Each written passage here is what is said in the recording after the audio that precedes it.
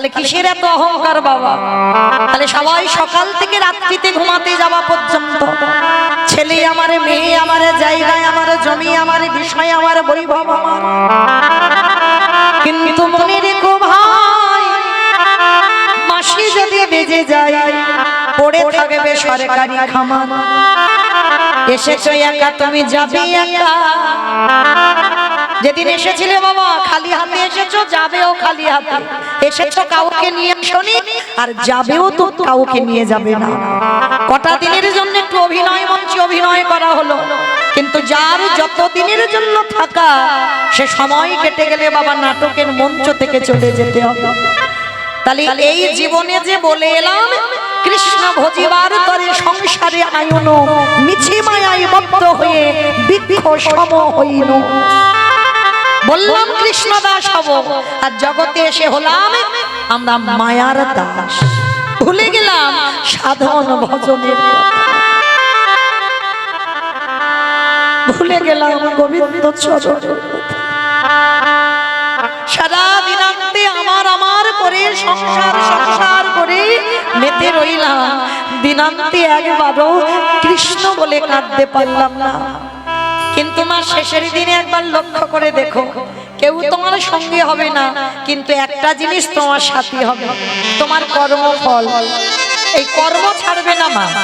লক্ষ্য করবে, কতদিন সাধু সঙ্গ করেছো, কতদিন ভক্তচরণ আশ্রয় করেছো, কতদিন হরিবাসরে বসলে, কতদিন তুলসী তলায় জল দিলে, কতদিন ভোর একাদশী করছো, আর কতদিন তুমি সাধুগুরু বৈষ্ণবদের সঙ্গ করছো। এই ভালো ভালো কর্ম আমাদের সাথে যাবে, কিন্তু আমি মৌমিতা একটা গ্যারান্টি দেবো মা, আর একজন আমাদের সঙ্গী হবে। সেটা কি? যাদের বাড়িতে আছে খুব ভালো, আর যাদের বাড়িতে নাই দুটো জিনিস ভাড়া করতে হবে। কি? এক হলো খোল, আর এক হলো করতাল। আর পিছনে বার করবে যখন দেহটাকে বাজাবে না, বলো হরি, বলো হরি। কি মাইরা তোমাদের এই গোয়ালবেড়িয়াতে হয় তো? এখানে হয়? বাহ, আমার উস্তির এলাকায়ও হয়। তাহলে ভালো করে ভেবে দেখেন, যখন বাবা আমাদের দেহটা বের করতে যাচ্ছ, তখন হরির নাম করতে করতে বের করতে হলো। যাত্রা, নাটক, ফাংশন, থিয়েটার কিছু কি গেল সাথে? গেল না। কর্মফল যাবে, আর কি যাবে গো? এই হরি নামে যাবে। আমাদের পচা দেখো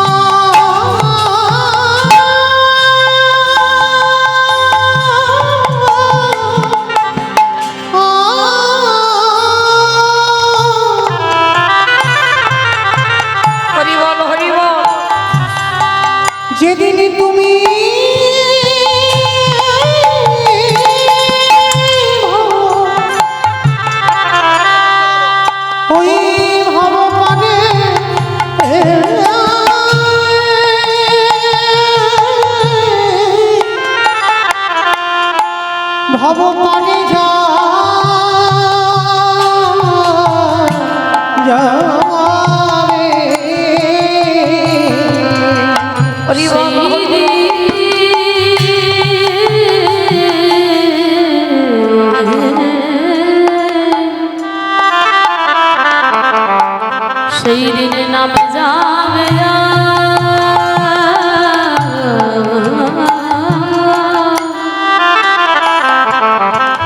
এই পচা দেহ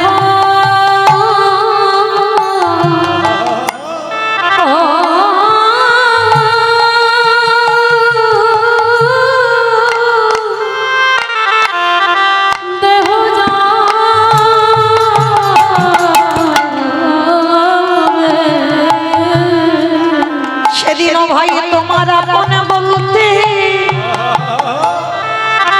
কেউ থাকবে না।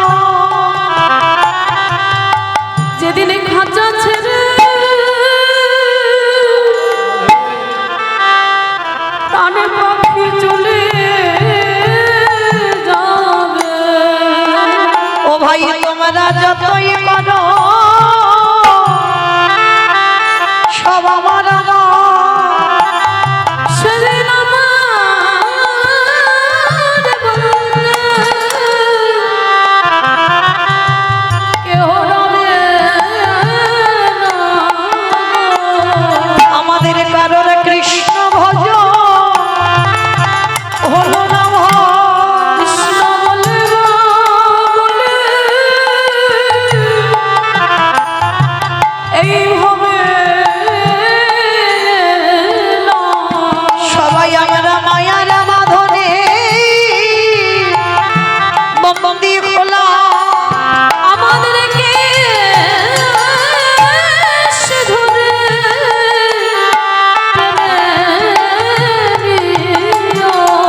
হে দয়াময় আমার মতো পাপী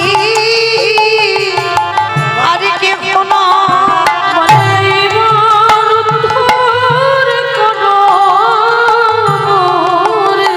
হে দয়াময় আমি পার ঘাটাতে বসে রইলাম।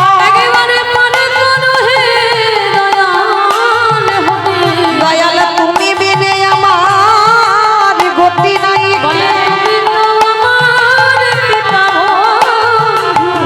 যেন চরণ ছাড়া করুণা দয়া যেন চরণ ছাড়া করুণা দয়া তোমার ওই চরণে সরস্বতী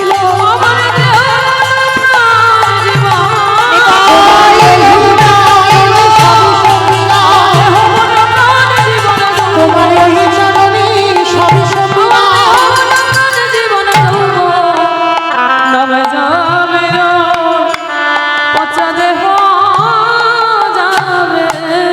আস্তে আস্তে মা আস্তে কথা নয়, একটু একটু সবাই ছোট জায়গা তো একটু চেপে বসেন, একটু মানিয়ে নেন, একটু চেপে চেপে বসেন। কি করা যাবে বলে? শিশুকালে কৃষ্ণ ভজে কৃষ্ণ পাবার আসে, কৃষ্ণ পাবার আসে অগ যৌবনেতে কৃষ্ণ ভজে আসে বা না আসে।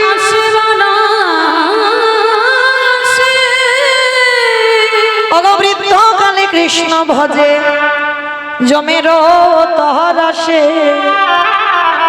এ কথাটা বাবা আমরা সবাই জানি। ভজন করতে হবে সকাল সকাল, বেলা গড়িয়ে ভজন হয় না মা। আবার একদিকে বলছে সকাল সকাল ভজন করতে হবে, আর একদিকে বলছে বাবা কুড়ি ফুলে গোবিন্দ সেবা হয় না। রাধে। একদিকে সকালে ভজন করতে বলছে, আবার একদিকে বলছে কুড়ি ফুলে গোবিন্দ সেবা হয় না। একদিকে থাকবে বাবা দেহতত্ত্ব, আর একদিকে থাকবে লীলা। ভালো করে মেলাতে হবে। কুড়ি ফুল সমত আমাদের বাল্যকাল। দেখবেন ছোটবেলা থেকে দেখে আসছি ঠাকুমারা মায়েরা গাছে থেকে যখন কুড়ি ফুল তুলতাম বারণ করতো, কুড়ি ফুল তুলতে নেই। কি মায়েরা বলতো না?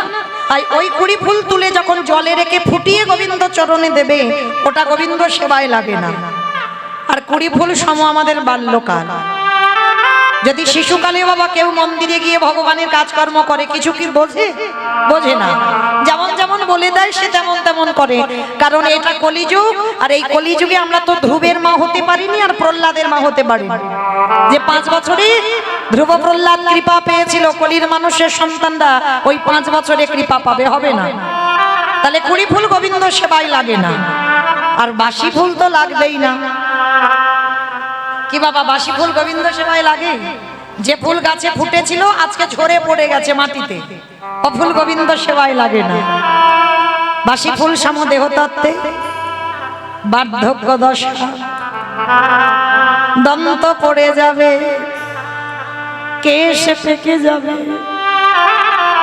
চামড়া গুলো আলাদা হয়ে যাবে। এ দেহ গোবিন্দ সেবায় লাগবে। স্নান করে ঠাকুর ঘরে যাবে, আন্নি করতে বসবে, শরীর অলস, জানে না। ভগবানের নাম কীর্তন শুনতে বসবেন বাবা, কোমরে এত ব্যথা, বেশিক্ষণ বসতে পারবেন না। ঠিক ঠিক তো সেবায় লাগবে না ও ফুল।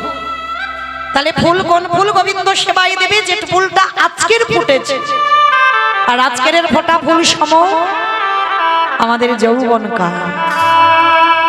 এটা আমার কথা নয় মা, আমার গোবিন্দ ললিতা বিশাখা ইন্দ্ররেখা চম্পকলতিকা রঙ্গদেবী তুঙ্গবিদ্যা সুদেবী অষ্টসখী রাধারানীকে বলতো, রাধে গো আমি যৌবনে বড়, রাধে ভালো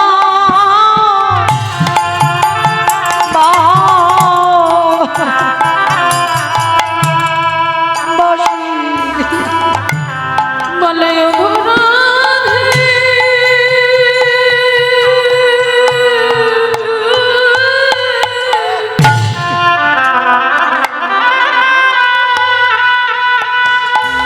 ওগো রাধে, নাই বিনোদিনী।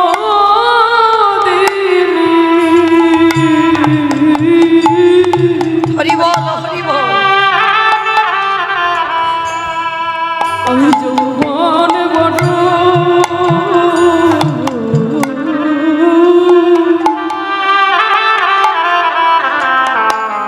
বড় ভালো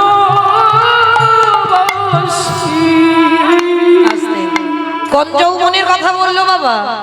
যেদিন আমাদের 10টা ইন্দ্রিয় বাবা সতেজ থাকবে, দুটো হাত গোবিন্দ সেবার কাজে লাগবে, দুটো চরণ গোবিন্দ স্থানে যেতে পারবে, যেদিনে তোমার কর্ণমূলে কৃষ্ণ নাম পরিষ্কার শুনতে পাবে, যেদিনে তুমি জিহ্বায় কৃষ্ণ নাম উচ্চারণ করতে পারবে, যেদিনে তুমি দুটো নয়নে পরিষ্কার গোবিন্দ রূপ দেখতে পারবে, যেদিন তোমার দেহের 10টা ইন্দ্রিয় সব সতেজ, সবকটা অঙ্গ তুমি গোবিন্দ সেবায় দিতে পারছ, সেদিনে তুমি জানবে তোমার এই মনুষ্য জন্ম সার্থকতা হলো।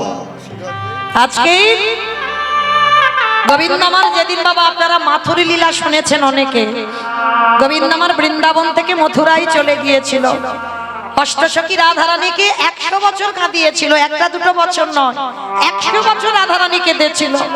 আপনারা আমরা কজনের জন্য কতটুকু সময় কেঁদেছে, কযুগ কেঁদেছে, রাধারানী 100 বছর গোবিন্দ বিরহ জ্বালা পেয়েছে। আর রাধারানীর দশমী দশা, শেষ দশাটা হলো বাবা মৃত্যু দশা, আর শরীরে চলে না।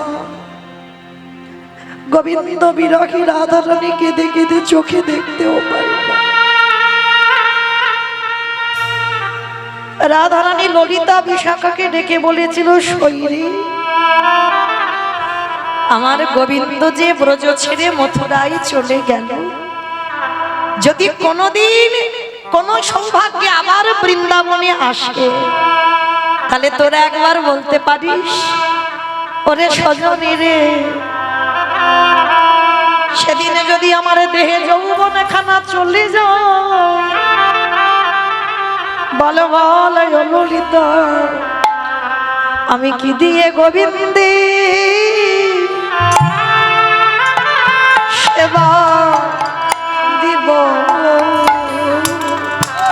আমার যৌবন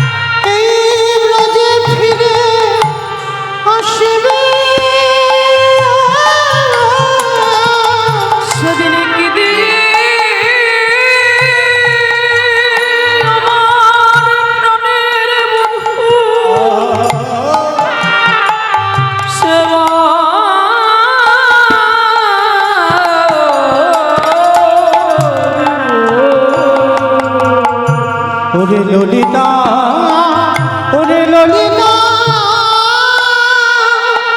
ওরে সজনে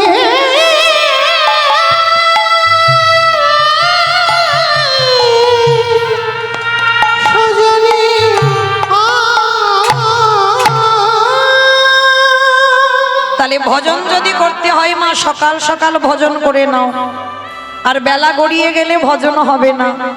জানো নবদ্বীপের মাটিতে আমার নিমাই প্রতিদিন বাজারে যেত। ভালো করে একটু আস্বাদন করবেন, ভালোবাসাটা কেমন করে করতে হয় ভগবানের সঙ্গে। ভগবান ভক্তির কাছে বলেনি বাবা আমার শ্বেত পাথরের মন্দির গড়ে দে, ভগবান ভক্তির কাছে বলেনি আমায় রজনীগন্ধার মালা দিয়ে ভালো করে সাজা, বলেনি দামি দামি স্বর্ণ অলংকারে আমায় ভূষিত কর। ভগবান ভক্তির কাছে কি চাই দেখো। নবদ্বীপের মাটিতে আমার নিমাই প্রতিদিন বাজারে যেত, প্রতিদিন। যেমন অনেক অনেক ভক্তদের দেখবেন অভ্যাস আছে বাজার করুক বা না করুক, কিন্তু সকাল হলে হাত মুখটা ধুয়ে বাবা বাজারে যায়। তো নিমাই বাজারে যেত, আর বাজারে গিয়ে নিমাইয়ের খুব প্রিয় খাবার সবজি বাজারে গিয়ে বাবা ওই থোর, কচু, কলা, মোচা, ডুমুর, এগুলো আমার নিমাইয়ের খুব প্রিয়। মানে যেগুলো আমাদের খুব একটা পছন্দ নয় মা, দেখবেন ডুমুর গাছে পড়ে আছে রাস্তার ধারে, সেগুলো কিনে খাবো না, কিন্তু বাবা যে ফুলকপির কত করে এখন দাম, সেইগুলো কিনে কিনে খাবো। যেগুলো শরীরে উপকার হবে সেগুলো খাবো না। ওই থোর, কচু, কলা, মোচা এগুলো ভালো জিনিস, কিন্তু আমাদের পছন্দ নয়। বেশিরভাগ মানুষ বলবে পছন্দ নয়, কিন্তু এগুলো আমার নিমাইয়ের খুব প্রিয়। তা প্রতিদিন ওই সবজি বাজারে গিয়ে বাবা বাজার করে নিমাই, আর বাজার করতো কার কাছ থেকে? একজনের কাছ থেকে, যিনি হলেন নবদ্বীপে শ্রীধর পণ্ডিত। এই শ্রীধর পণ্ডিতটা কে জানো? বৃন্দাবনে ভগবান কৃষ্ণচন্দ্রের 24 জন বন্ধু, 24 জন বন্ধুর মধ্যে একজন বন্ধু ছিল যার নাম হচ্ছে মধুমঙ্গল। এই মধুমঙ্গল হচ্ছে নবদ্বীপের মাটিতে শ্রীধর পণ্ডিত। তা শ্রীধর বড় গরিব, মা বড় কাঙাল, মানে এতটাই গরিব, মানে সবজি যে বিক্রি করবে বাবা তার তো কিছু পুঁজি দরকার, বাজার থেকে কিনতে হবে, তবে একটু লাভে বাজারে বসে বিক্রি করবে। তার শ্রীধর যে বাজার থেকে সবজি কিনবে সেই অর্থটা তারও নেই। তো কি করতো জানো? ওই রাস্তাঘাটে ওই থোর, কচু, কলা, মোচা এইগুলো তো আর পুঁজি লাগে না, এইগুলো তুলে তুলে বাজারে একটা জায়গায় বসে থাকতো। আর আমার নিমাই প্রতিদিন ওই শ্রীধরের কাছ থেকে বাজার করত। তা মাসের পর মাস বাজার করছে। একদিন শ্রীধর প্রশ্ন করেছিল, নিমাই তুমি তো রোজ রোজ আমার কাছ থেকে বাজার করে নিয়ে যাও, ও নিমাই আমায় পয়সা দেবে না? সংসার চালাবার জন্য তো বাজারে বসা, তা তুমি যদি আমার কাছ থেকে রোজ বাজার করে বাকি করে নিয়ে যাও, তা আমার পয়সা যদি না দাও তাহলে আমার সংসার চলবে কি করে? ভগবান মনে মনে হেসে উঠল, হায় রে, কার কাছে কে পয়সা চাইছে? যিনি বিশ্বের স্রষ্টা মালিক ভগবান, তার কাছে শ্রীধর চাইছে, পয়সা দেবে না নিমাই? তা নিমাই বলছে, শ্রীধর আমি কথা দিলাম, তুমি লিখে রাখো, আমি সুদে আসলে একদিন আমি সব তোমার মিটিয়ে দেব। তুমি ভালো করে হিসেব করে রেখে দাও, সুদে আসলে আমি সব তোমায় দিয়ে দেব, কিন্তু আজকের আমি দেব না। তারপরেই তো নিমাই 24 বছর বয়সে সন্ন্যাস নিল। আর সন্ন্যাস নিয়ে যখন চলে গেল না, শেষ সময়, অন্তিম সময়টা ছিল জগন্নাথ ধাম, পুরী ধাম। 3.5 জন ভক্ত, স্বরূপ দামোদর রায়, রামানন্দ আর শিখি মাইতি। আর শিখি মাইতির একটা বোন ছিল যার নাম হলো মাধবী দাস। 3.5 জন ভক্তকে নিয়ে মহাপ্রভু শেষ সময়টা ওই গম্ভীরায় কাটাতো, যেটা নবদ্বীপ পুরী ধামে গেলে দেখবেন রাধাকান্ত মঠ, সেইখানে প্রভু আমার শেষ সময়টা কাটিয়েছিল। তা প্রভু আমার নবদ্বীপে থেকে যখন ওই পুরী ধামে গেলেন, পুরী ধামে গিয়ে বাবা সিদ্ধান্ত নিয়েছিল আমি বৃন্দাবন যাত্রা করব। তা পুরীধাম থেকে বৃন্দাবনে যাবে, তো নবদ্বীপবাসীদের খবর দিয়েছে তোমরা একবার করে আমায় দেখে যাও, আমি বৃন্দাবন যাত্রা করব। তা যখন নবদ্বীপবাসীরা খবর পেল মা, সঙ্গে সঙ্গে নবদ্বীপের মানুষরা নিমাই যেটা যেটা খেতে ভালোবাসে সবাই নিমাইকে খাওয়াবে বলে সবাই দল বেঁধে যাচ্ছে খাবার নিয়ে নিমাইকে খেতে দেবে। শ্রীধর যখন সংবাদটা পেল বাবা, অনেক দেরি হয়ে গেল। আর শ্রীধর এতটা গরিব ছিল, বাড়িতে কিছু নেই যে নিমাইয়ের জন্য নিয়ে যাবে, এত গরিব, এত কাঙাল। তা সবাই যখন ভালো ভালো খাবার নিয়ে যাচ্ছে, শ্রীধর কি নিয়ে যাবে জানো? বাড়িতে কিছু ছিল না, শুধু ছিল মা গাছে একটা মোচা হয়েছিল। তা গাছের মোচাটা কেটে নিয়ে শ্রীধর কি করেছে, রান্না যে করবে, আর মোচা তো আমানি করতে গেলে, মোচা রান্না করতে গেলে সময় লাগবে, তো তাড়াতাড়ি করে ওই কাঁচা মোচাটা পুটলিতে করে বেঁধে ছুটতে ছুটতে, তখনকার দিনে গাড়ি ঘোড়া নয়, পায়ে হেঁটে নবদ্বীপ থেকে যাচ্ছে পুরীধাম। মায়েরা ভালোবাসা দেখো, ভগবানের প্রতি প্রেমটা লক্ষ্য করে, কতটুকু ভালোবেসেছো ভগবানকে যে ভগবান তোমার কাছে আসবে, কতটুকু কৃষ্ণ বলে কেঁদেছো কৃষ্ণের দেখা পাবে, কতটুকু তুলসী তলায় জল দিয়েছো যে তুমি কৃষ্ণ কৃপা পাবে। ভালোবাসা কি করে করতে হয় শিখে নাও। এই ভক্তদের কথাগুলো আমাদের শ্রবণ করলে বাবা চেতনা বাড়ে, প্রেম ভক্তি বাড়ে। এই জন্য তো কীর্তন, সমাজ যাতে তৈরি হয়। তেইবার শ্রীধর ওই কাঁচা মোচাটা নিয়ে ছুটতে ছুটতে জগন্নাথ ধাম পুরী ধামে গেছে। ঠিক আজকের আমি যেমন কীর্তন গাইছি, আমার নিমাই দাঁড়িয়ে হরিনাম করছে, হাজার হাজার লাখ লাখ ভক্তরা বসে আছে। নবদ্বীপ থেকে হাজার হাজার ভক্তরা ছুটে গেছে নিমাইকে দেখবে বলবো। আর শ্রীধর পণ্ডিত বাবা একাধারে নিরজনে ওই মোচার পুটলিটা নিয়ে বসে আছে। দেখবেন যারা ভজন জগতে গেছে, যারা ভক্তি জীবনে একটু একটু উপরে যান, তাদের কিন্তু বাবা লোকালয় আর ভালো লাগে না।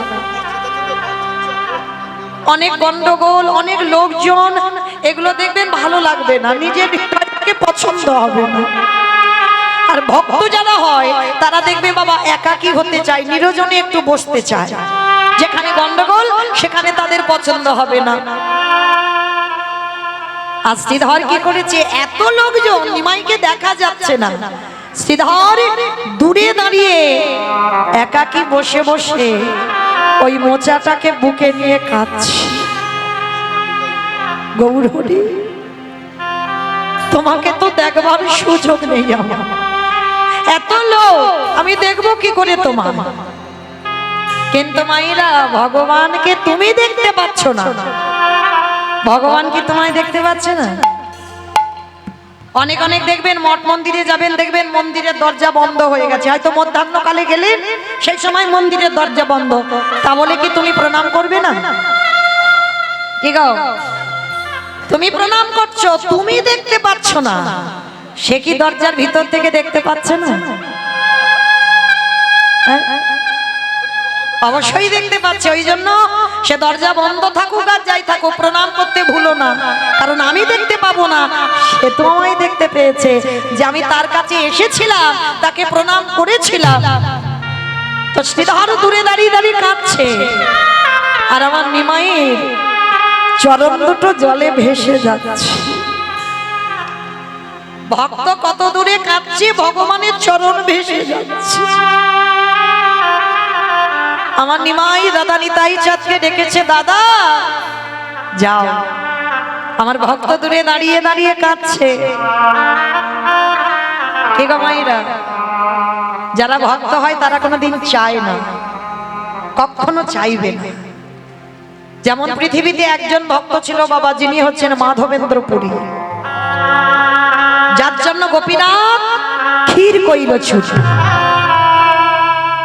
যারা যাবেন ওই পুরীর মন্দিরে যেতে গিয়ে পড়ে বাবা রেমুনা, অনেকে গেছেন হয়তো, ওই কে কে কে গেছেন একবার হাত তুলে বলতে পারবেন রেমুনায় আমার গোপীনাথকে দর্শন করেছেন? ক্ষীরচোরা গোপীনাথ এই কজন। কিন্তু পুরী ধামে যদি বলি বাবা এক্ষুনি সব গড়গড় করে হাত উঠে যাবে। রেমুনায় কারা কারা গেছেন তখন হাত উঠছে না, এটাই বাস্তব, হয় না বাবা? আসল আসল জিনিসগুলো দেখবার মতো সঙ্গ মেলে না, সময় পান না, আর সেই সঙ্গে যান না, তাই দেখতে পান না। তো যারা যারা গেছেন সেখানে বাবা ক্ষীরের প্রসাদ হয়, আর ওই ক্ষীরের এত স্বাদ তুমি যদি নিজে ঘরেও বানাও বা অন্য জায়গায় তুমি ক্ষীর কিনে খাবে, ওই স্বাদ তুমি কোথাও পাবে না। যারা যাবেন পরবর্তী দিনে একবার রেমুনার গোপীনাথ দর্শন করবেন। পুরী ধামে অনেকে 4-5 বার 6 বার করে 10 বার করে গেছে, কিন্তু যেগুলো জান না সেইগুলো অবশ্যই করে যাবে। তো এই রেমুনায় যেদিন বৃন্দাবন থেকে এসেছিল মাধবেন্দ্রপুরী রেমুনার মাটিতে, কেন না মাধবেন্দ্রপুরীর আদেশ দিয়েছিল যে মলয় চন্দন আমার গোপীনাথের শ্রীঅঙ্গে দিতে হবে। মানে এত জ্বালা যন্ত্রণা হচ্ছিল, তা যার জন্য আদেশ পেয়ে বাবা ওই রেমুনার মাটিতে আমার এসেছিল মাধবেন্দ্রপুরী। তা মাধবেন্দ্রপুরী এমনই একজন ভক্ত, খিদের জন্য যদি মরেও যায় কারোর কাছে হাত পেতে বলবেন আমার খেতে দাও। কেউ যদি অযাচিত ভাবে একটু কিছু দেয় তারপরে প্রসাদ পায়, নাহলে কোনোদিন বলবে না যে আমার খিদে পেয়েছে একটু খেতে দাও। তা মাধবেন্দ্রপুরী গাছতলায় বসে আছে বাবা, দল বেঁধে ভক্তরা যাচ্ছে সবাই আমার গোপীনাথজিকে দর্শন করতে। তা মাধবেন্দ্রপুরী দেখে প্রশ্ন করেছিল, ও ভাই ভাই তোমরা কোথায় যাচ্ছ গো সবাই? বলে আমরা যাচ্ছি গোপীনাথের মন্দিরে গো, সন্ধ্যা আরতি হয়, আর গোপীনাথের মন্দিরে না অমৃতকালী ভোগ নিবেদন হয়, সেই প্রসাদ পাবো বলে যাচ্ছি। অমৃতকালী ভোগ, মাধবেন্দ্রপুরীর নামটা কোনোদিন শোনেনি, প্রথম শুনে মনে মনে ভাবলো গোপীনাথ কি করি অমৃতকালী বানাতে হয়, যদি আমি একটু জানতাম তাহলে আমার বৃন্দাবনের গিরি গোবর্ধনকে একটু খাওয়াতাম। কি গো আমাদের মতো ভক্তরা হলে মনে মনে করতাম যদি আমি একটু পেতাম তাহলে একটু স্বাদ বুঝতাম। কিন্তু মাধবেন্দ্রপুরী বলছে যদি জানতাম কি করে বানায় তাহলে আমার বৃন্দাবনে গিরি গোবর্ধনকে খাওয়াতাম। বসে বসে কাঁদছে, খিদেও পেয়েছে। প্রত্যেক দিন পূজারি 12টা করে মালসা দেয় বাবা, আজও 12টা মালসা দিয়েছে ক্ষীর প্রসাদ। ওই মন্দিরের গোপীনাথ ওই 12টা মালসা প্রতিদিন পূজারি নিবেদন করেছে বটে, কিন্তু আমারে গোপীনাথ ভক্তের লাগি এক ভাঁড়ে ক্ষীর চুরি করে রেখেছে। ঠান্ডার সময় তো চাদরের নিচে একটা ভাঁড় লুকিয়ে রেখেছে, আর পূজারি তো রোজ 12টা মালসা বিতরণ করে, অত খেয়াল নেই বাবা। 11টা মালসা বিতরণ করে পূজারি গোপীনাথকে স্বয়ং দিয়ে মন্দির থেকে চলে গেছে। আমার মন্দিরের গোপীনাথ ওই রাতের অন্ধকারে দৈববাণী করে বলল, পূজারি তুমি আর কটা মালসা বিতরণ করেছো? বলে কেন প্রভু 12টা মালসা। বলে না, তুমি ভোগ লাগিয়েছো 12টা মালসা, কিন্তু এই জগতে বিতরণ করেছো 11টা মালসা। প্রভু তাহলে আর একটা মালসা কই?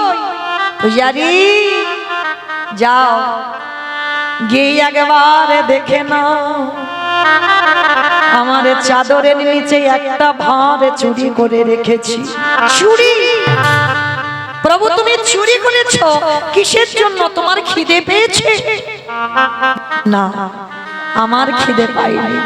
তাহলে কিসের জন্য চুরি করেছো? আমারে ভক্ত মাধবেন্দ্রপুরী ওই নিরজনে গাছ তলায় বসে বসে ও ভক্ত অযাচিত ভাবে কিছু চাই না, কিন্তু আমি তো অন্তরে জানি, ভক্তের অন্তরের কথা বুঝি। আমি জানি আমার ভক্তের খিদে পেয়েছে, ওই জন্য আমি একটা ভাঁড় চুরি করে রেখেছি। যাও ওই ভাঁড়টা নিয়ে এই রাতের অন্ধকারে তুমি আমার মাধবকে খাইয়ে এসো। পূজাটি যেই না স্বপ্নাদেশ পেল, ছুটে এলো মন্দিরের দরজা খুলে, দেখলো গোপীনাথের চরণের তলায় ওই এক ভাঁড় চাদরে ঢাকা দেওয়া এক ভাঁড় ক্ষীর পড়ে আছে। কেমন ভক্ত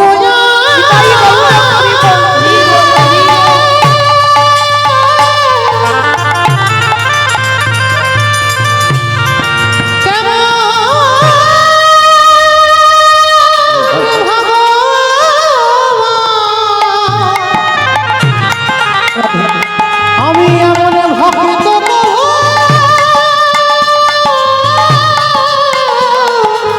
দেখি না। কোথায় আছো মাধবেন্দ্র পুরী? যার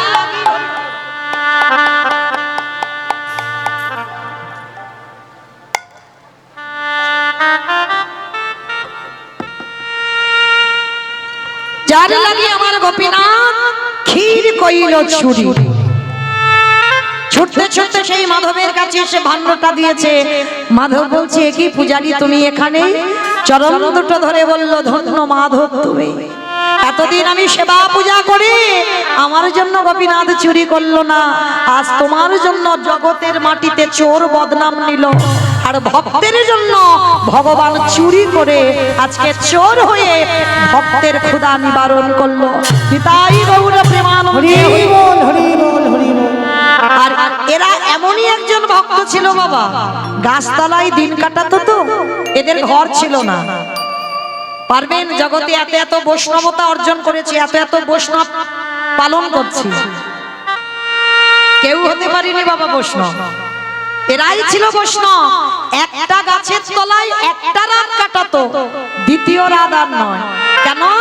এই গাছেতে বাবা দুটো রাত যদি কাটিয়ে ফেলি, যদি গাছের প্রতি মায়া জন্মে যায়, বৈষ্ণব যারা হবে বাবা, তাদের কোনো কিছুতে মায়া থাকবে না, কোনো কিছুতে মোহ থাকবে না, কোনো কিছুতে লালসা থাকবে না। তো এরাই মাধবেন্দ্র পুরী, এরাই ছিল বাবা বৈষ্ণব। ষড় গোস্বামী, সনাতন গোস্বামী, রূপ গোস্বামী, এরা একটা গাছের তলায় একটা রাত কাটাতো, দ্বিতীয় দিন আর নয়। কেন? মায়া পড়ে যাওয়ার ভয়। হরি বল। তাহলে আজকে সেই শ্রীধর দূরে দাঁড়িয়ে আছে মোচাটাকে নিয়ে, দাদা নিতাই চাঁদ সবার মাঝখান থেকে ছুটে গেছে।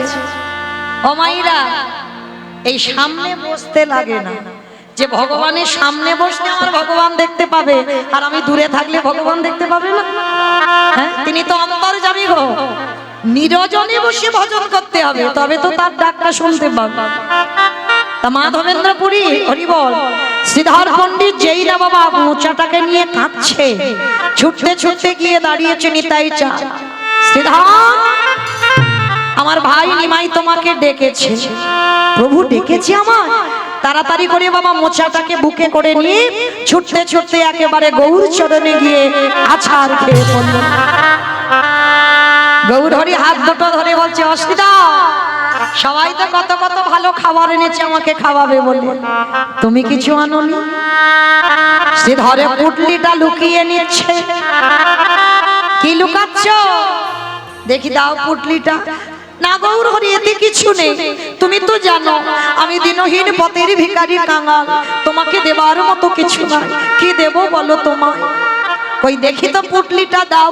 জোর করে আমার নিমাই কেড়ে নিয়েছে, আর কেড়ে নিয়ে পুটলিটা যখন খুলেছে না, দেখে না একটা কাঁচা মোচা নিয়ে এসেছে।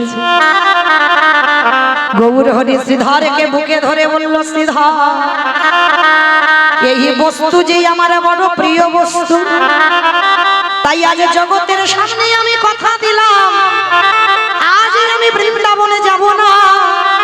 তুমি নিজের হাতে মোচা রান্না করে তুমি নিজের হাতে আমায় খাইয়ে দেবে, তারপরে আমি বৃন্দাবনে যাত্রা করব।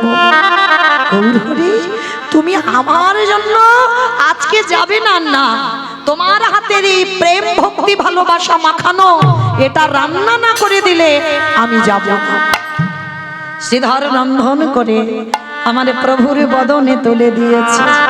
প্রভু সেবান্তে এইবার বলছে, বলো বলো শ্রীধর, ওই নদী আর মাটিতে যে তোমার কাছে বাজার করে খেতাম, বলো কত টাকার বাজার হয়েছে, আজ তোমার সমস্ত বাজারের টাকা মিটিয়ে দেব।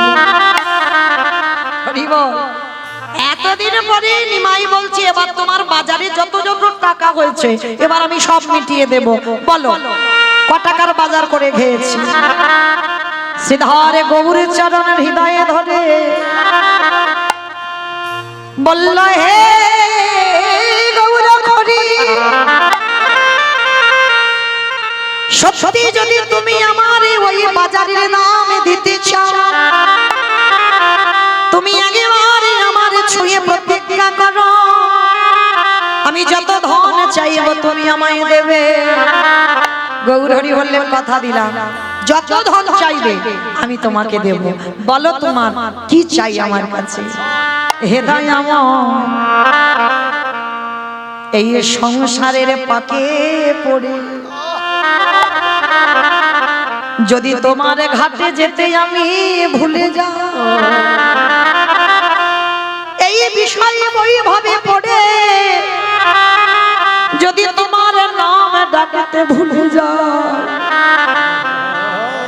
আত্মীয় পরিজন বন্ধু বান্ধবকে দেখতে গিয়ে যদি তোমার কথাই আমার মনে না পড়ে, যদি আমার যেতে দেরি হয় তোমার ঘাটে, গৌর হরি যদি একান্ত কিছু দিতে খায়, তুমি আমার একটা ধন দিও, তুমি আমার হাতে ধরে ভব নদী পার করে দিব। আমি অন্য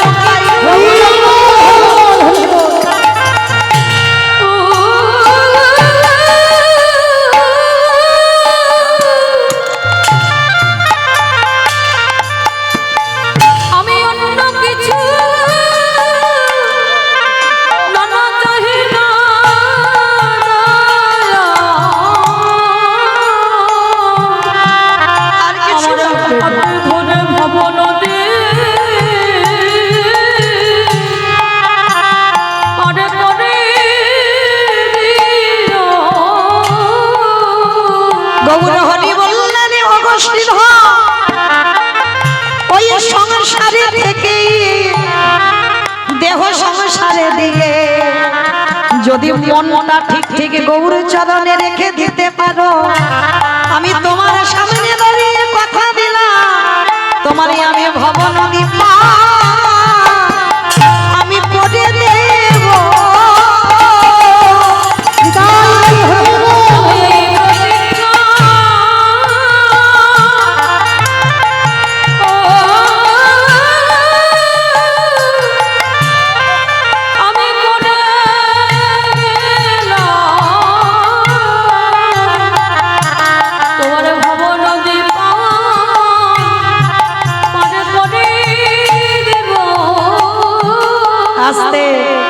তাহলে বাবা ঠাকুর অপরাধ নিও না, চাইতে আমরা জানি না তো, তাই তো আমাদের এই দশা হয়। জানেন ওই মহাভারতে অন্ধ ধৃতরাষ্ট্র যেদিন 100 সন্তান হারিয়ে বাবা ওই যুধিষ্ঠির অন্নে প্রতিপালিত হচ্ছিল, মানে আজকের এরা 5 ভাই, এরা জীবিত, আর ধৃতরাষ্ট্রের 100 ছেলে বাবা প্রাণ হারিয়েছে। আর যাদের জন্য প্রাণ হারালো অন্ধ ধৃতরাষ্ট্র বাবা, তাদের হাতে খেতে হচ্ছে।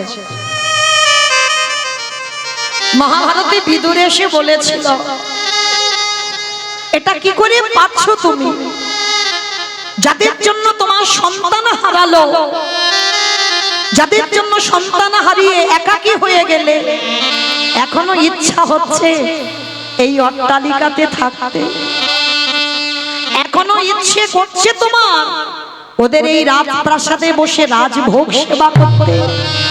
এতটুকু কি হৃদয়ের ত্যাগ আসেনি যে যাদের জন্য আজকের আমার 100 ছেলে চলে গেল, আমি কিসের জন্য এই অট্টালিকাতে আমি থাকবো? সব ত্যাগ করে দাও। তা বিদুরের কথাগুলো বাবা অন্ধ ধৃতরাষ্ট্র শুনেছিল।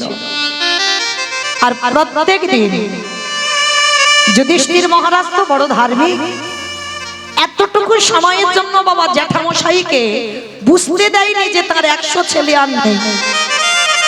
মানে যুধিষ্ঠির এতটা যত্নে রেখেছিল যাতে বুঝতে না পারে যে আমার জ্যাঠামশাইয়ের নিজের 100টা ছেলে নেই।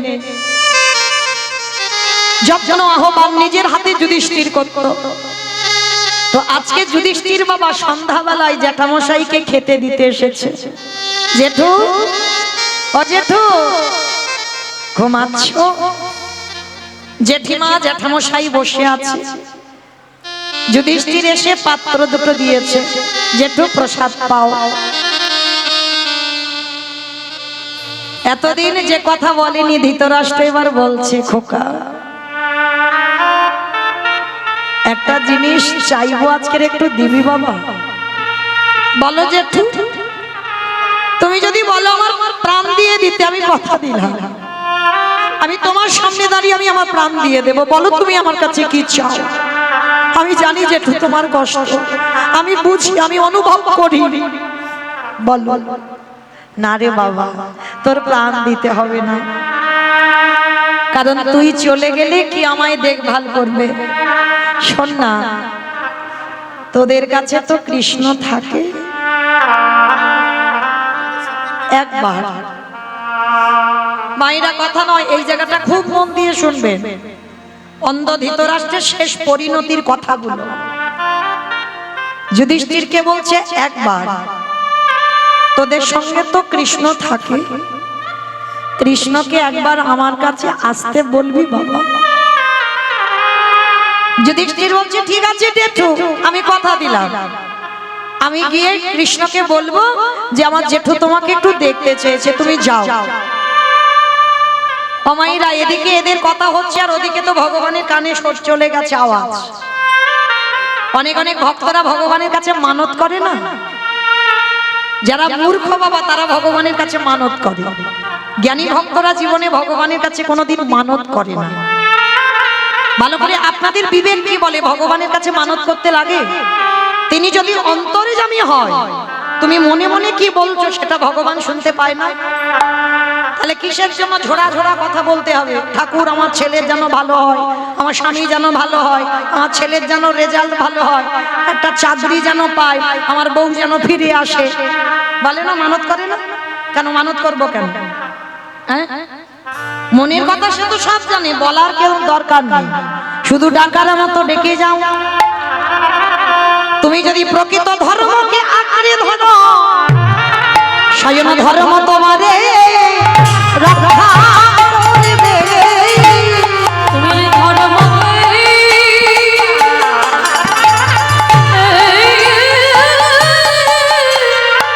যদি আঁকড়ে ধরো, স্বয়ং ধর্ম তারে রক্ষা করবে। তুমি ধর্মপতি থাকবে বাবা, ভগবান তো স্বয়ং ধর্ম, তাহলে তুমি যদি ধর্মপতি থাকো অবশ্যই বাবা তোমার জয় হবে। কারণ গান্ধারী বলেছিল না, যুধিষ্ঠিরকে বললো না, যথা ধর্ম তথা জয়, অধর্মের হবে ক্ষয়। তোমার যদি প্রকৃত ধর্মপথ থাকে তুমি জয়ী হবে, আর যদি তুমি অধর্মের পথে থাকো তোমার বিনাশ অনিবার্য হবে। এটা শুধু মহাভারতে নয় বাবা, কলিযুগেও হবে, এতে বাধ্য। তো আজকে যেই না কৃষ্ণ শুনতে পেয়েছে যুধিষ্ঠির বেরিয়েছে, আমার ভগবান গিয়ে দাঁড়াইছে। ভগবান গিয়ে দাঁড়িয়ে বাবা আজকের অন্ধ ধৃতরাষ্ট্রের কাছে গিয়ে ডাকছে, অজেঠু আমাকে তুমি ডেকেছো, আমি চলে এসেছি, বলো আমার কাছে কি চাও? ওরে কৃষ্ণ রে, চাওয়াটা দেখেন ধৃতরাষ্ট্রের, এই জীবনে তোরে আমি চিনতে পারলাম না, কিন্তু যে সময় ছিলাম সেই সময় হলো আমার যাবার সময়। জেঠু বলো কেন ডেকেছো? কৃষ্ণ একটা জিনিস চাইবো, দিবি বাবা? কি চাও জেঠু? কৃষ্ণ রে, আমার মনে বড় ইচ্ছা ছিল, যাদের পক্ষে আমার কৃষ্ণ ভগবান বর্তমান ছিল, তাই তো তারা জয়ী হয়ে কুরুক্ষেত্রের মাঠ থেকে ফিরে এলো। কৃষ্ণ রে, তোরে ভুবনে মঙ্গল ভোলানো রূপে আমি দেখতে চাই। ও, তুমি দৃষ্টিটা ফিরে পেতে চাও, এই তো ঠিক আছে, আমি দিচ্ছি। তার মানে তুমি পৃথিবীর আলো দেখবে না, পৃথিবীর আলোর জন্য নয়।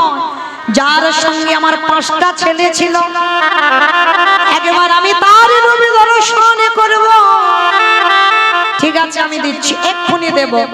এইবারে ভগবান করুণার হাত নিয়ে যেই না অন্ধ ধৃতরাষ্ট্রের চোখে বুলিয়ে দিল, ধৃতরাষ্ট্রের দৃষ্টি শক্তি ফিরে পেল, সাক্ষাতে দর্শন করল আমার কৃষ্ণ দয়াময় দাঁড়ায় আছে। দর্শন করা মাত্র কৃষ্ণ আর একটা জিনিস চাইবো, দিবি বাবা। কি জিনিস জেঠু? এই তো চোখ চাইলে চোখ দিলাম, দৃষ্টি দিলাম, আলো বাতাস দেখলে আবার কি দেখবে? কৃষ্ণ রে, আর একটা জিনিস বলো, কি জিনিস? দে দে আমার অন্ধ করে দেবা। আমার মন নয় এমন নয়ন চাহে না রে, দে অন্ধ করে দে। মাইরা কি বললো? চোখ দিল ভগবান, আর চোখ দেখে কৃষ্ণকে দেখেছে, দেখে বলছে কৃষ্ণ আরো একটা জিনিস দিয়ে এবার আমার অন্ধ করে দে। ও জেঠু, এই তো চোখ চাইলে আবার অন্ধ হতে চাইছো কেন? ও যে কৃষ্ণ রে, এই জগতের সংসারে মাঝে যদি কোনো একজন ব্যক্তি কৃষ্ণ চরণ দর্শন করে ফেলে, যদি কোনো ব্যক্তি কৃষ্ণ বদন দর্শন করে, তার তো পাচ্ছিক জগতের কোনো কিছু দেখতে ভালো লাগে না। তাই তোর চরণে নিবেদন, একবার আমাকে কৃপা করে অন্ধ করে দে। আমি আর পৃথিবীতে তোকে ছাড়া আর কিছু দেখতে চাই না। কৃষ্ণ তাই হরি বল, হরি বল।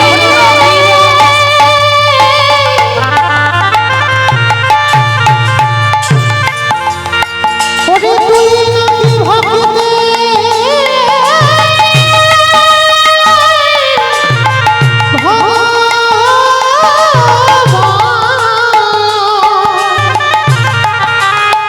আমি অন্য কিছু চাহি না। সেই অন্ধ ধৃতরাষ্ট্র শেষের সময় আজকের বাবা সর্বস্ব ত্যাগ করে আজকের চলে গেল বনবাসী। আর সহধর্মিনীর কর্তব্য কোনো কৈফিয়ত নয়। আজকের যেই না বাবা সেই অন্ধ ধৃতরাষ্ট্র সর্বস্ব ত্যাগ করে শেষের দিনে অন্তিম সময় গান্ধারীকে সঙ্গে নিয়ে বাবা বনবাসী হলো। আর শেষে আগুনে পুড়ে বাবা প্রাণটা ত্যাগ হলো। তাহলে দেখেন, সময় থাকতে ভজন করলো না, আর অসময়ে শেষের সময় গোবিন্দ রূপ দর্শন করে চলে গেল। তাহলে মনে রাখতে হবে বাবা, প্রকৃত যদি কেউ ডাকার মতো ডাকতে পারে, আমার ভগবান থাকতে পারে না। জগৎ সংসারে ভক্তের ডাকে ছুটে আসতে বাধ্য হয়। তাই কেহ বলে পুরমেতে রাম অবধিলা। আস্তে মাইরা, এগুলো কোনো গান নয়, মহাজনী পদাবলী। আর বৈষ্ণব পদাবলী শুনতে গেলে ভগবানের জন্য সবাইকে একটু কাজ করতে হয়। মানে এই বৈষ্ণব পদাবলী শুনলেই বাবা এটা ভজন, মহাজনদের পদাবলী শুনলে বা গাইলে এটা ভজনের মধ্যে হয়ে যায়। তাহলে আজকের আমরা সবাই বাবা আজকের ভজন শ্রবণ করছি, কৃষ্ণ নাম শ্রবণ করছি, এটাও ভজন হয়ে যাচ্ছে। তাহলে কাজ তো করতে হবে। যদি আমার সঙ্গে গান গাইতে না পারেন তাহলে কাজ করতে হবে। কি কাজ? শঙ্খধ্বনি, উলুধ্বনি। আর যাদের যাদের দুটো হাত আছে, আমার আছে তো হাত, যাদের আছে কই একবার দেখিয়ে দাও। নিতাই গৌর প্রেমানন্দে। হরি বল, হরি বল। বেশ, কই এবার একটু উলুধ্বনি প্রেম সে। কেহ বলে পুরমেতে রাম অবধিলা, কেহ বলে পুরমেতে আমার গোনারি।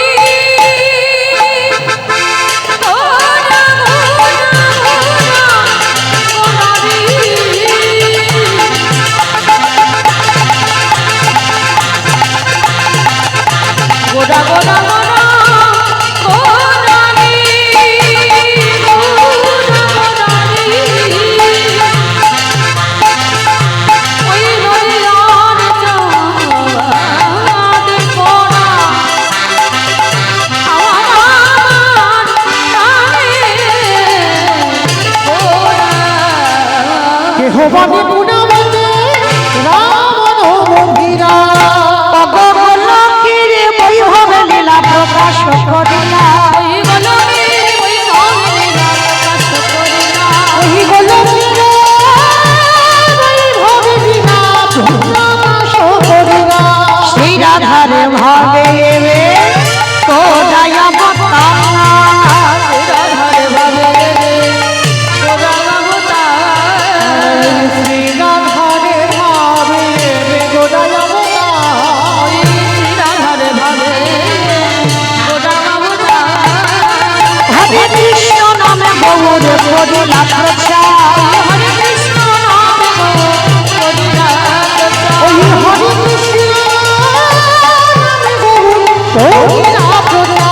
এইবারে লীলা প্রকাশ হলো লীলা প্রকাশ হলো এইবারে লীলা প্রকাশ হলো লীলা প্রকাশ হলো গোলকের বৈভব লীলা প্রকাশ করিলা ওই গলবে ওই রঙিলা প্রকাশ করিলা ওই গোলকের বৈভব লীলা প্রকাশ করিলা বাসুদেব তখন ছিলাম নদিয়ায় বাবা আশ্রয় করলাম বিষয়ে যাব এবার সবাই আমরা একবার প্রেম সে বলেন গৌর সুন্দর কি নবদ্বীপ ধাম কি সচির নন্দন কি ধ্বনিটা হলো কি এটাও জয় বললাম ধ্বনিটা হলো কি এটা নাকি জয় মানে ভক্ত ডুবে গেছে কি বলছি আমার দিকে খেয়াল নেই মানে জয় বলছি জয় জয় বলেই যাচ্ছে আমি বললাম ধ্বনিটা হলো কি হলো না একটু প্রেম সে দাও এত জোরে জয় দেবে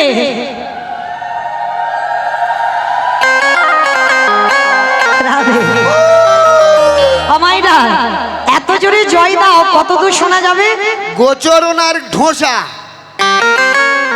যাবে গোচারণ ঘোষা যাবে বাহ মানে মনের স্পিড আছে মানে বিশ্বাস আছে এইটা থাকলেই হবে মা তাহলে চলো দেখি আমরা এই বিশ্বাসটা নিয়ে যাব ধ্বনিটা এ জন্মে যদি ঢোসা না যায় তো যাবে কোনো না কোনো জন্মে একেবারে গৌর চরণে ঢোসা যেতে হবে না যেন গৌর চরণে যায় সেইভাবে ধ্বনিটা করতে হবে ওই দেখি আমার নিতাই চাঁদ গৌর চাঁদের মতো হাত দুটো তোলো সবাই যাদের আছে তোলো যাদের নাই বলবো না সবাই হরি বল আর যারা যারা ইউটিউব করছো হাত কই কেটে নেবো হাত তোলো তোলো ভিতরে তোলো এই কেউ লাইভ দেবে না কিন্তু সবাই। বলছি লাইভ কেউ দেবে না একসঙ্গে।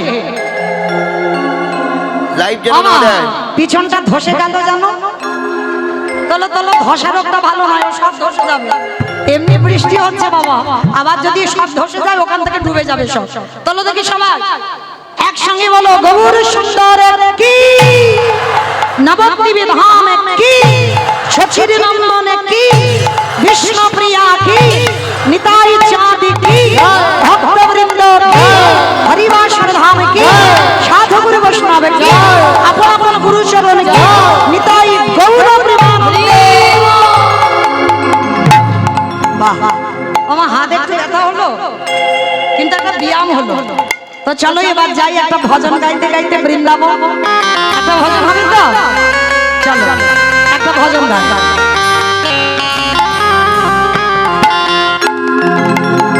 ও রাধে কৃষ্ণ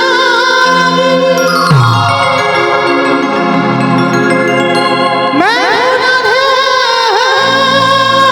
तेरा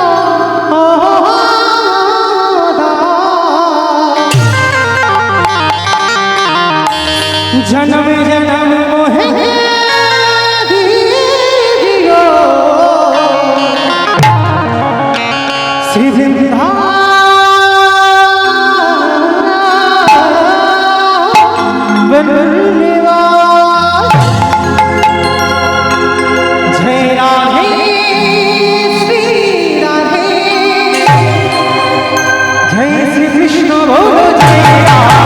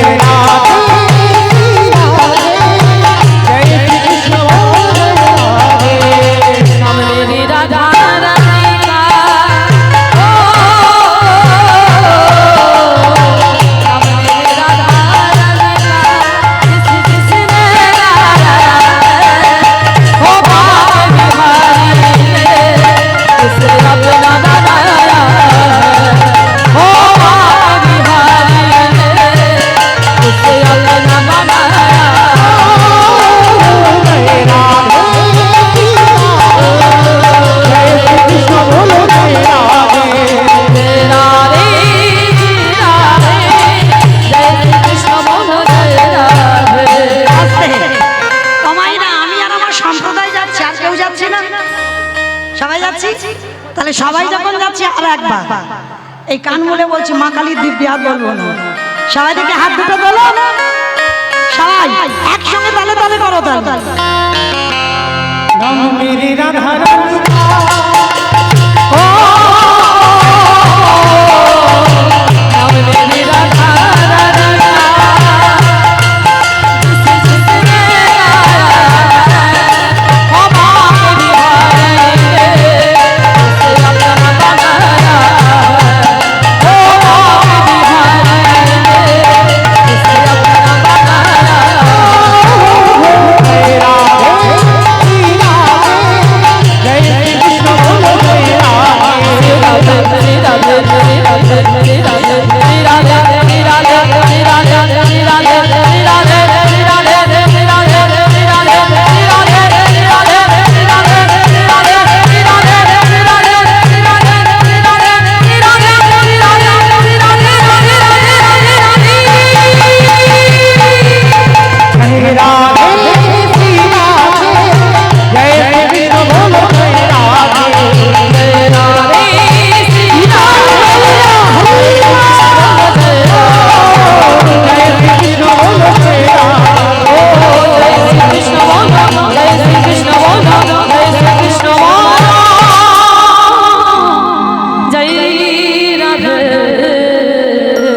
প্রেম সে বলো রাধা রানী কি।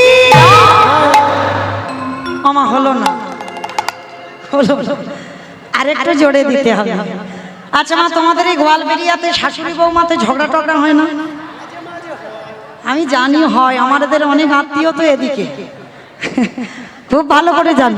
আচ্ছা, শাশুড়ি বৌমাতে ঝগড়া হলে যে গলাটা বার হয় একটু দাও তো দেখি একবার, গলাটা ছেড়ে দাও, বলো রাধা রানী কি। তার মানে হয় বৃন্দাবনেশ্বরী কি, যমুনা মাইয়া কি, নন্দ গাঁও কি, উঁচা গাঁও কি, বর্ষানব কি, ভক্তবৃন্দ কি, হরিবাসর ধাম কি, সাধুগুরু বৈষ্ণব কি, আপন আপন গুরু চরণ কি, নিতাই গৌর প্রেমানন্দে। চলেন আজকের বৃন্দাবনে গিয়ে আমরা আস্বাদন করব এমন একটা লীলা, যে লীলার নাম হবে বৃন্দাবনের মাটিতে পিসিমার কোলে গৌর নিতাইয়ের মিলন। আস্বাদন হবে পিসিমার নিতাই গৌর। এই লীলাটা বাবা কোনো গল্প নয়, সত্য ঘটনা, মানে সত্য ঘটনা।